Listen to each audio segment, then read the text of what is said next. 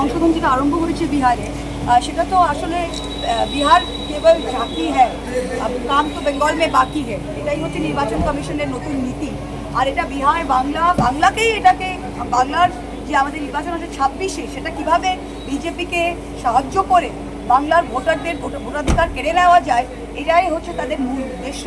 আপনারা দেখেছেন যে যাদের কাছে ভোটার কার্ড আছে, আধার কার্ড আছে এবং 2003 সাল থেকে যারা 10টা-12টা নির্বাচনে ভোট দিয়ে এসছে, এমনকি 24 সালের ভোটেও যাদের ভোটে বিজেপি এখন দেশ চালাচ্ছে, তাদের কিন্তু কোনো আবার সিটিজেনশিপ নাগরিকত্ব তাদের প্রমাণ করতে হবে।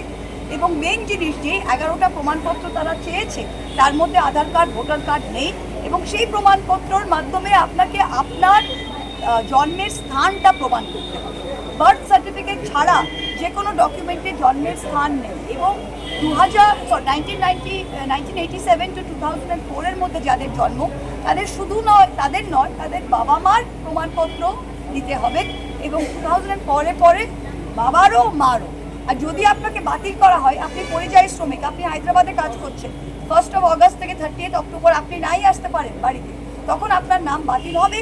এবং এখন যেরকম ডিলিশন হলে আপনাকে একটা সুযোগ দেওয়া হয় হিয়ারিংয়ে, সেই সুযোগটাও দেওয়া হবে না, আপনি বাতিল হয়ে যাবেন, আপনাকে আবার ফর্ম 6 ভরে নিয়ে নতুন করে ভোটারে করতে হবে। এতে গরিব মানুষ, পিছিয়ে পড়া মানুষ, নিরক্ষর মানুষ এবং যারা ভ্যালিড ভোটার, তাদের কিন্তু ভোটাধিকার নেওয়া হবে। এটা কমপ্লিটলি অসাংবিধানিক।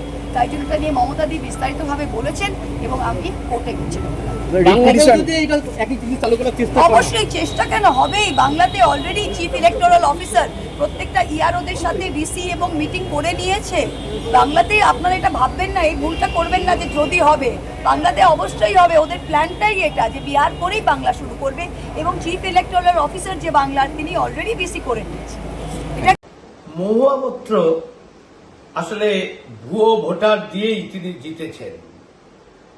তিনি ব্যাপারটা জানেন, পশ্চিমবাংলায় যদি সঠিক ভোটার লিস্ট তৈরি করা যায়, তথ্য অনুসারে বহু রোহিঙ্গা ভোটার, বাংলাদেশি মুসলিম ভোটার, যারা ওপার বাংলার ভোটার, তারা সঠিক যদি সার্ভে হয় লক্ষ লক্ষ ভোটার বাদ যাবে।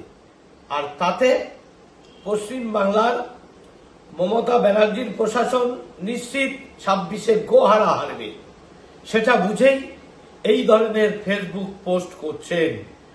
আর এইরকম ভুয়ো ভোটার বিহারেও আছে, পশ্চিমবাংলায় সবচাইতে বেশি আছে।